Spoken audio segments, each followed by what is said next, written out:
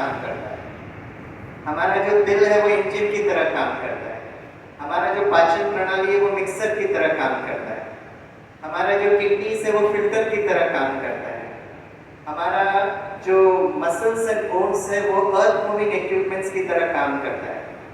हमारे शरीर में जो रास ग्रंथियां हैं, एंडोक्राइन सिस्टम, एक्चुअली वो केमिकल प्लांट की तरह काम करता है।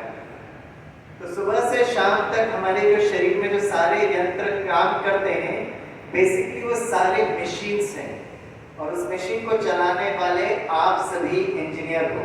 तो मैं फिर से प्रश्न पूछूंगा, आप में से कौन कौन इंजीनियर्स हैं? वो जरा हाथ उठाएं। अरे वाह, तो सच्ची बच्चे तो वैसे भी बन गए हैं। वैसे किसी को बीई बीटेक की डिग्री जब मिलती है तो बेचारे वो 4 साल engineering, mechanics, sound, com, production design, mechanics, drawing कितना पढ़ाई करते हैं, लेकिन यहाँ पर आपने 1 मिनट के अंदर मुस्कुराते हुए हाथ उठाया। अब मैं अगला 1 मिनट में मैं आपसे ये पूछना चाहूंगा, आप में से कौन कौन एक अच्छा अभियंता बनना चाहेंगे? वो जरा हाथ उठाएं। आज बजे कोई सो गया हो तो बुला लो, क्योंकि जाने का टाइम हो गया। Very good, very good. तो अच्छा अभियंता कौन होता है? जो अपने जो सारे उसके अंदर पर जो मशीन्स होते हैं ना, उस मशीन्स को अच्छी तरह से कार्य कराता है।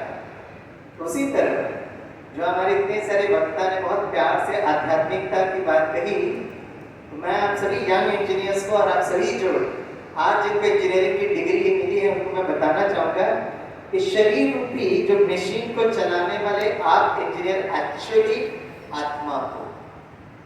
अगर आत्मा इस शरीर से निकल गई तो ये शरीर कोई काम नहीं करेगा। आज से 28 वर्ष पहले जब मैं साइंटिस्ट और इंजीनियर्स विंग के कॉन्फ्रेंस में आया था, और जब मैं आदरणीय मोहन सिंगर भाई जी और हमारे साइंटिस्ट इंजीनियर्स के विंग के वक्ताओं से मिला, तो मुझे इतना अच्छा लगा।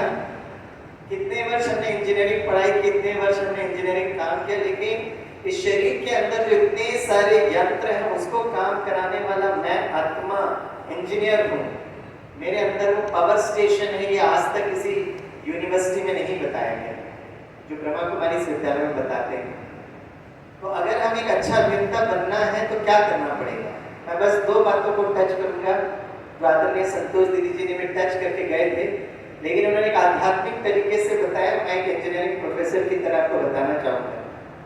जैसे दिल जो है दोस्तों, दिल को काम करने के लिए बहुत बहुत इमोशन की जरूरत होती है, भावनाओं की जरूरत होती है। तो दिल को काम करने के लिए क्या जरूरत होता है? वो है स्नेह, प्रेम, लव। जैसे आप देखते हैं ना, दिल में हमेशा आई लव यू लिखते हैं। जैसे आजकल छोटे छोटे बच्चों का भी दिल रूपी इंजन ठक करके बंद हो जाता है, क्योंकि नेचुरली उसको कहीं से स्नेह प्यार नहीं मिलता है। इसलिए आज के इस इंजीनियर्स डे में अगर आपको सचमुच एक अच्छा इंजीनियर बनना है और इस दिल रूपी इंजन को अच्छी तरह से काम करना है, तो आज से लेकर अगले 24 घंटे तक चाहे कुछ भी हो जाए, किसी पर बिल्कुल गुस्सा नहीं करना।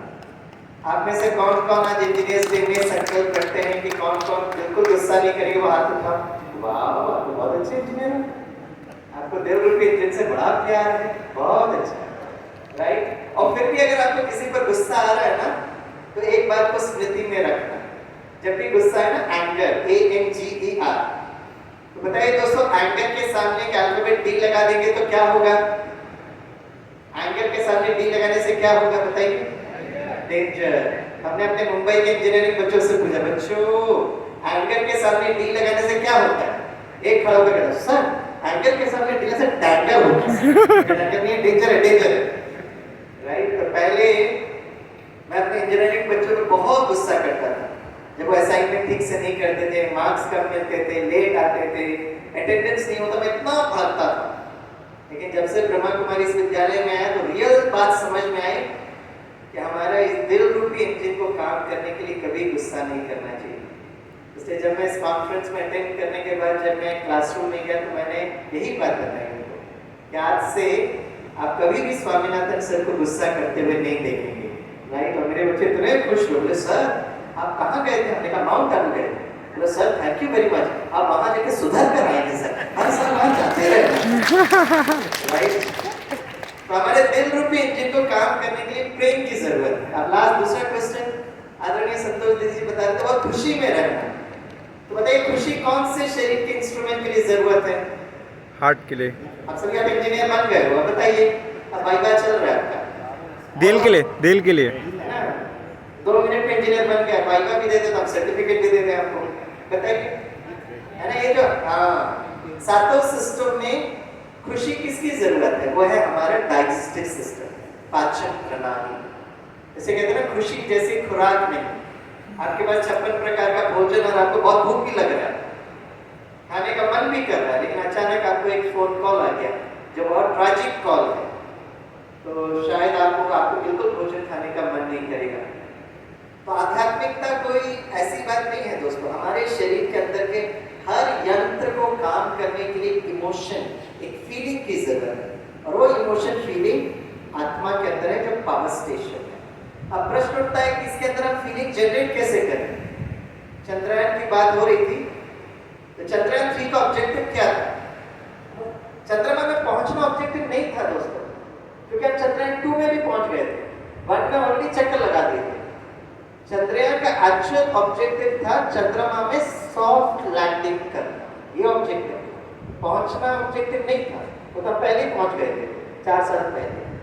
अब सोचने की बात है, चंद्रमा में कोई ट्रैफिक नहीं है, वहां पर हम सॉफ्ट लैंडिंग की बात कर रहे हैं, और पृथ्वी में इतना ट्रैफिक और हर जगह हम क्रैश लैंड हो रहे हैं, राइट?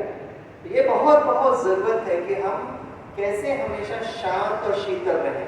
और ये सारे ज्ञान इंजीनियर्स को मैं बताता हूँ, आप लोग फर्स्ट ईयर मैकेनिक्स पढ़ते हो ना, summation of r about any point equal to 0, summation of fx, summation of fi, summation of m about any point equal to 0. Engineering is all about balance, it's all about control, स्थिरता, it's all about equilibrium. तो जब भी मैं engineer से मिलता हूँ, मेरा next programme IIT Chennai में है, the first best IIT of India, 22nd को इस महीने के, तो मैं वो IIT के बच्चों को मैं यही कहूँगा, राइट? कोटा में बहुत सारे आत्महत्या होते हैं, कोटा में आत्महत्या क्यों कर रहे हैं बच्चे? क्योंकि उनको इंजीनियरिंग में एडमिशन नहीं मिला। तो वहाँ राजस्थान गवर्नमेंट ने कोटा के ट्यूशन इंडस्ट्री से पूछा कि भाई ये बच्चे आत्महत्या कर रहे हैं, इसको कम करने के लिए क्या करोगे आप? तो सबने अपनी इंजीनियरिंग बुद्धि लगाई, और आपने देखा होगा टीवी में, न्यूज में देखा होगा कि उन्होंने क्या किया, बच्चे पंखे से लटक के आत्महत्या कर रहे हैं, तो उन्होंने क्या किया, इनोवेशन को यूज किया और उस पंखे पे स्प्रिंग लटका दिया। अब कोई बच्चा आत्महत्या करे, सॉफ्ट, आजादी का अमृत महोत्सव है, कोई मुझे मना कर सकता है कि आत्महत्या करने के लिए? तो बच्चे जो लेटेस्ट जो कोटा में आत्महत्या हुआ वो कैसे हुआ है? 6th फ्लोर से उस विद्यार्थी ने जंप किया, फिर गवर्नमेंट ने पूछा कि आप क्या करने वाले? भाई बच्चे आत्महत्या कर रहे हैं, क्योंकि आपने स्प्रिंग तो लगा दिया, लेकिन वो सॉफ्ट लैंडिंग हो रहे हैं, अब वो जंप कर रहे हैं, क्या करोगे? तो फिर उन्होंने सोचा, दिमाग लगाया, तो अब सब जगह नेट लगा रहे।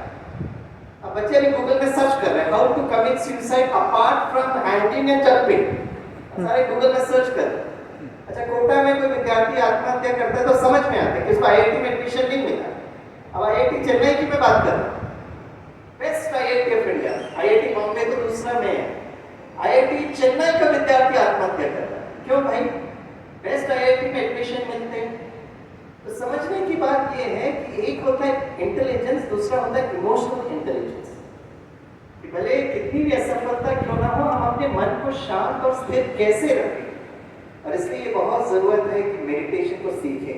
मैं अपने सभी ज्ञान इंजीनियर्स और आज के दिन में जो नए इंजीनियर्स बने हैं, मैं आपको बहुत प्यार से रिक्वेस्ट करता हूँ कि मन को शांत स्थिर रखकर उस आत्मा के अंदर जो सभी गुण हैं, चाहे शांति हो, प्रेम हो, खुशी हो, आनंद हो, टाइम होता तो मैं सातों सिस्टम के बारे में बताता था, लेकिन समय की अपनी एक मर्यादा है, मैं ज़्यादा वक्त नहीं लूँगा।